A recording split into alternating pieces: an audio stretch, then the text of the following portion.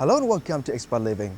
Well, in previous show, we have talked about foreign artists in Hanoi in general, but in this show, we choose to focus on one feature of art, which is photography. When touching on this topic, we realize that photography is very popular among the expat community here in Vietnam. And there are so many artists we can talk about, but as our time is limited, we can only meet with some of them. But I think it's enough for you to get the information about life and work of expat photographers in Hanoi.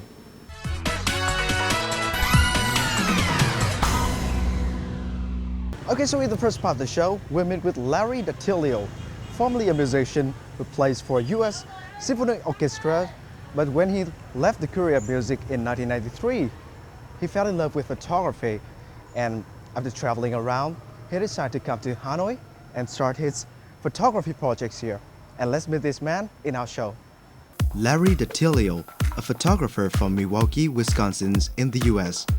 He first visited Vietnam in 2006 and now he's a well-known face among artists working in Vietnam. A young American attorney who had visited Hanoi and really liked it a lot set up an artist residency program called Campus Hanoi in Ba Dinh district.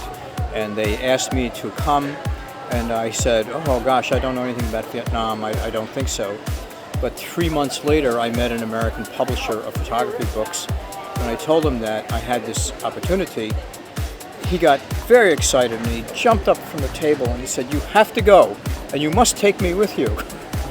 So that's what we did. We asked the Cultural Ministry to allow us to do a major exhibition at the National Museum of Fine Arts, which happened in February of 2007. And that was very good. And then last year we did a repeat exhibit at Ta Studio, a gallery in the Old Quarter, in which we did photographs that had not been done earlier but had been done since that last exhibit.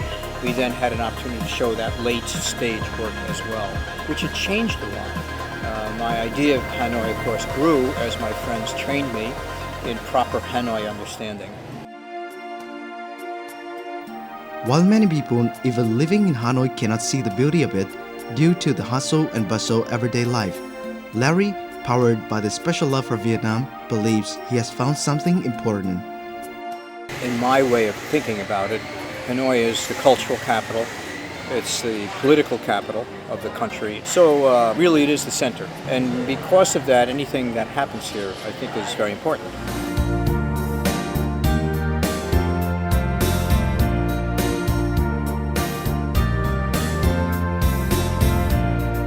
As an artist, I'm trying to understand what is important. And what I think I have discovered is that Hanoi has the potential to be one of the really greatest cities in the world. And as time goes by, he still travels the busy, noisy streets, attempting to discover the hidden beauty and portray everyday people through his photos.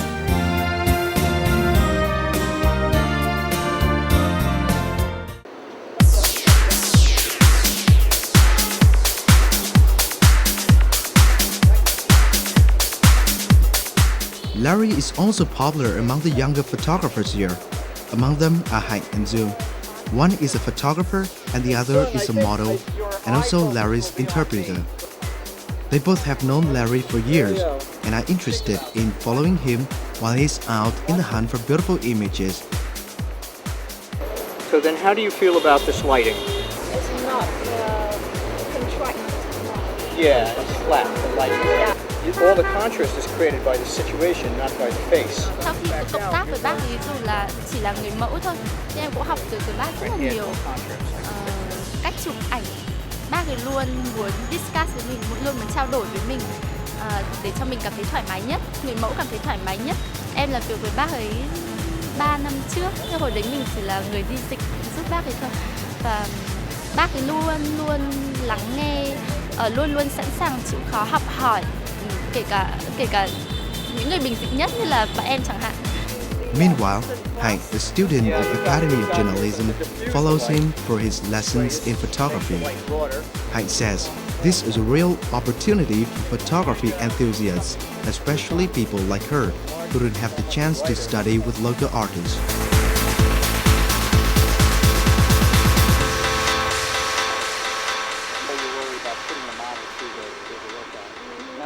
That's good. good. So you can still accept. Cái cách mà bác ấy tiếp cận đối tượng để chụp ảnh thì rất là thú vị và rất là hay ý. Mà điều đấy là rất là khó. Khi mà chụp ảnh người thì cái cách tiếp cận người ta để làm sao cho người ta cảm thấy thoải mái và người ta show ra cái bản thân của mình để cho mình chụp ảnh ấy, thì đấy là một điều quan trọng và rất là khó. Thì em cảm thấy Larry là có biệt tài trong cái chuyện đấy, và điều đấy cũng, cái sự thân thiện của bác ý cũng được thể hiện qua những bức ảnh của bác ý đi cùng bác chụp ảnh. Em thấy là đấy là một cái cơ hội mà không dễ gì mình có thể nắm bắt được, và vì thế mà em lại càng như là kiểu bám đuôi Larry đi theo bác để học hỏi được rất là nhiều điều thú vị từ bác. For Larry, he thinks he finds something special in Hank. She's not a product of the Fine Art University or any other fine art program. She just is that talented. So when I see her and I listen to her and I photograph her, I'm probably learning more than I'm probably helping her. And that, for me, that's just so exciting. Yes, of course, I can help a little bit. But really, I think we can say that with her kind of talent, the future for the fine art in Vietnam is really great.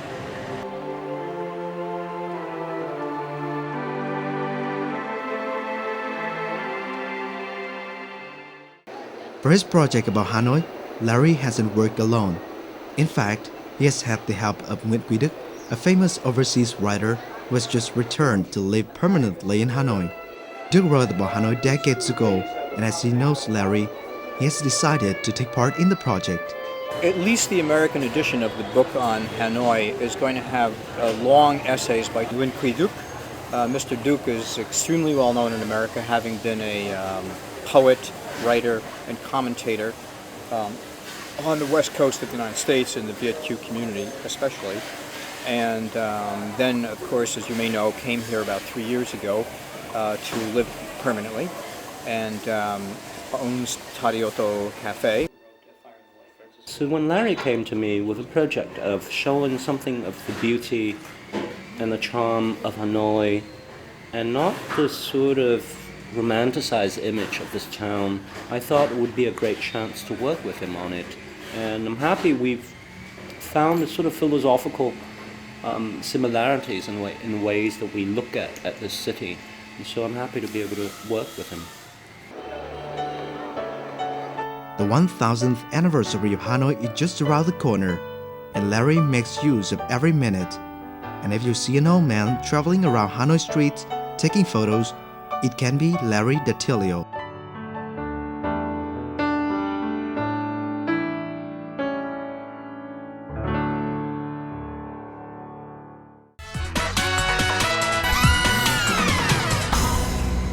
Born in London, England, but Matthew Dakin was raised in Canada, where he got the training and the degree for photographic art. After acquiring some valuable experiences from the leading commercial photographers there, he traveled to different parts of Europe and Asia. He then decided to base himself in Hanoi and has been here for 8 years working as a commercial photographer and developing artistic projects. And he's one of our guests for today. In a small alley in Tây Hồ district is where Matthew Dakin, a freelance photographer, lives. Now, Matthew is spending his time in Vietnam on his photography career. I was just playing around my parents' attic when I was in high school, and then I found all my dad's old black and white enlarger and papers and films, which he used when he was in college.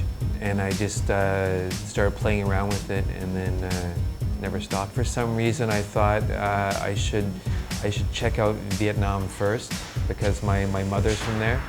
So I came over here in 2000 and met some of my mother's relatives in Nha Trang and Saigon, Ho Chi Minh City, and then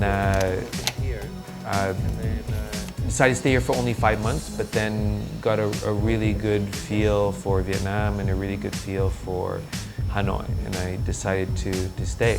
And I stayed, initially was 1 year, but then now it's been 8 years now.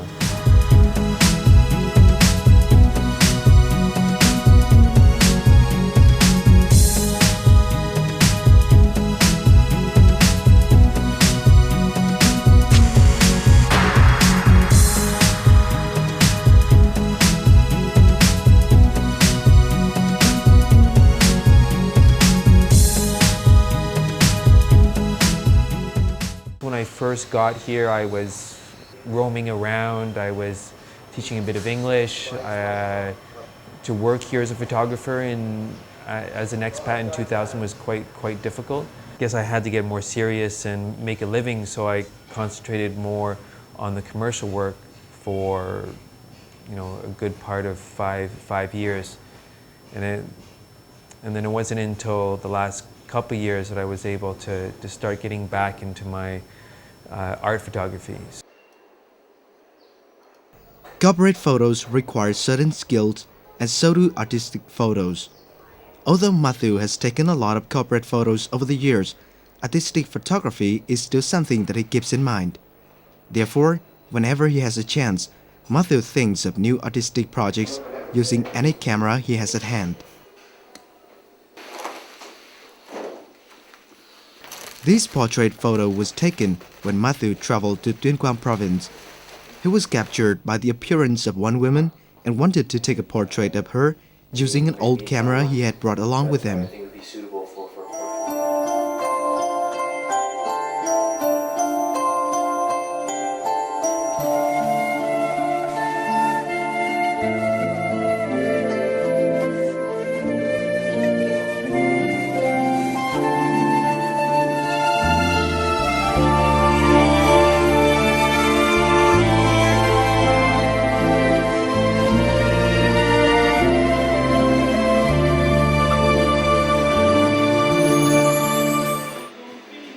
Recently, Matthew Dakin, Boris Giuliani, and Diego Corteza took part in an exhibition in the Intercontinental Hotel.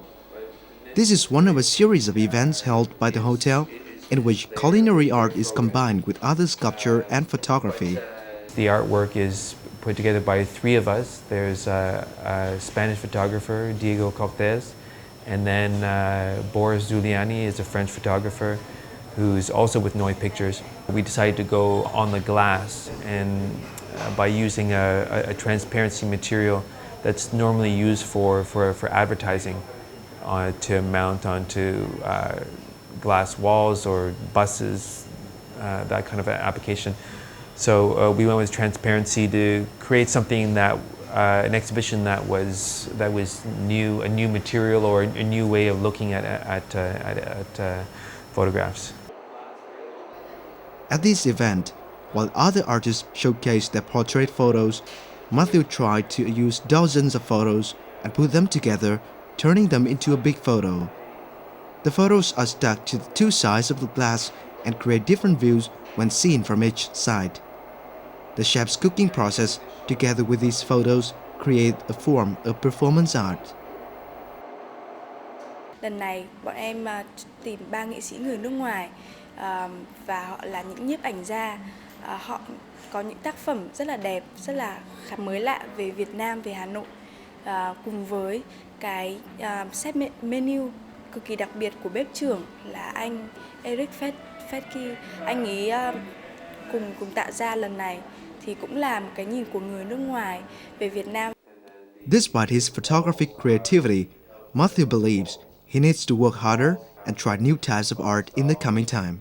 My vision coming here as a half Vietnamese Canadian in Vietnam, looking at things is one vision.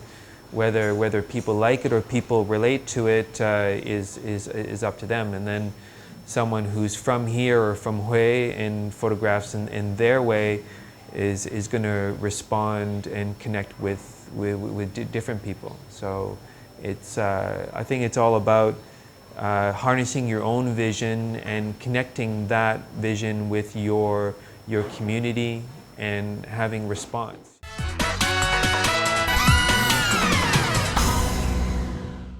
In the third part of the show, we meet with Justin Mott. Despite his very young age, this American freelance photographer has been very famous with many awards and photography works in international publications like Times, New York Times, Business Week, and others. He also worked as a cameraman recently, filming a series for Discovery Channel, and he shot assignments throughout Southeast Asia for New York Times video department. And with so many works, he has a lot to tell. If you want to know about Justin Mott, but you don't have his email, phone number or any of his contact, there's one place you can see him, the photography corner of Hanoi, Kingdom Cafe near the city's cathedral. I've come to this cafe now for 3 or 4 years, and the reason I came is because there's a group of Vietnamese photographers. As a freelance photojournalist, I travel a lot, so I'm working a lot out of cafes, and so I've got used to that style of not having a good work area at my house, so I even like to be outside. So I like to come here to get some work done, send emails, look at pictures, share work with other people.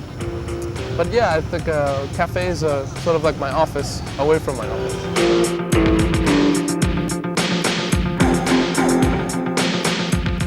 Once arriving in Vietnam, Justin Mott immediately got interested about the country, the city he's living in, and as well the people around him. After doing some work here in Vietnam, I spent my own money for a couple of trips to New York City. And going to New York City and introducing myself to editors, I wasn't sure if they liked my work, or I had no idea if they were impressed by it or not, but a few months later I got a call for an assignment in Malaysia. Since then I've had quite a good relationship with them. I've done a lot of travel stories in Vietnam, some news stories, but not just Vietnam. The New York Times is got me a lot of work around Asia in general.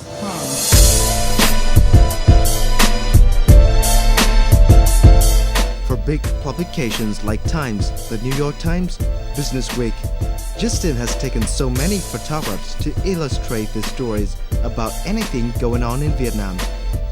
With such a special interest, Justin pays more attention to Vietnam than other countries, even when he's a freelance photographer who works across the Southeast Asia. That's why we can see his photos about any burning issues taking place in Vietnam, like the historic flood last year or the unsolved case of Agent Orange. But that's not everything this man can do. I started working as a cameraman with a friend of mine in Bangkok, owns a production company, and they do a lot of work for National Geographic, Animal Planet, Discovery Channel. And so I asked him if he could get me any work or teach me a little bit about video. And he got me on assignment for Discovery Channel in Varanasi, India for Diwali. And it was amazing. I mean, I got to do a lot of creative video, motion time-lapse, really, really interesting stuff, and he gave me a lot of creative freedom. Since then, I'm working, I'm trying my best to develop my style of shooting documentary video.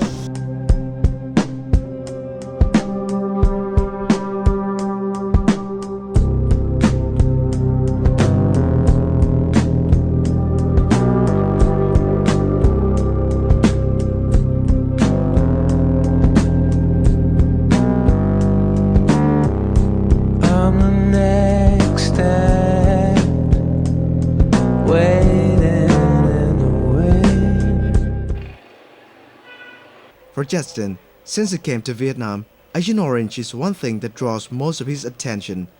That's why he often comes to the Friendship Village. I'm still working on this project on a little girl named Nu. And she's, when I met her, she's 11 years old, and now she's 13, met her a couple years ago. She's a victim of Agent Orange. She's an orphan. She lives at the Friendship Village. So the biggest story is sort of her life of isolation, because she can't see, she can only hear a little bit, she can't communicate, she doesn't talk. So that's a constant ongoing project that I've been working on. Like before, Justin spends most of his time for Nu, an Agent Orange victim. As Nu cannot talk, hear or see, Justin draws tiny circle in her hand to make her recognize him. About Nu, I was walking around and saw her underneath the staircase, and she was just rocking back and forth without, because she can't talk. When she stopped, she tried to mimic. Look, have me do it again.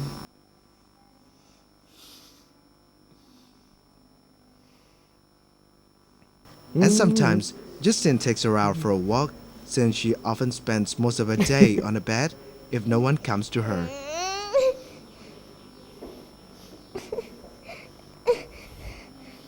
Chị chị thấy là cái nhà báo người Đức này đến đây như thế là các chị rất là cảm động, bởi vì sao thấy là anh rất là nhiệt tình đối với các cháu và đến để quay những các hình ảnh để đi về lấy về tư liệu để giới thiệu cho tất cả các bạn ở nước ngoài để giúp đỡ các cháu bị ảnh hưởng chất độc da cam, nên là kể cả các chị và tất cả mọi người ở nhân viên ở cái làng hữu nghị này đều rất là cảm kích. My opinion on the topic is it's awful. Obviously, here we are 3 generations removed from the war and you still have kids being born with mental disabilities, physical disabilities. I would like the people who are responsible for these horrible things to pay up, you know, and or at least do some charitable things, more charitable things for these kids and different charities helping these children.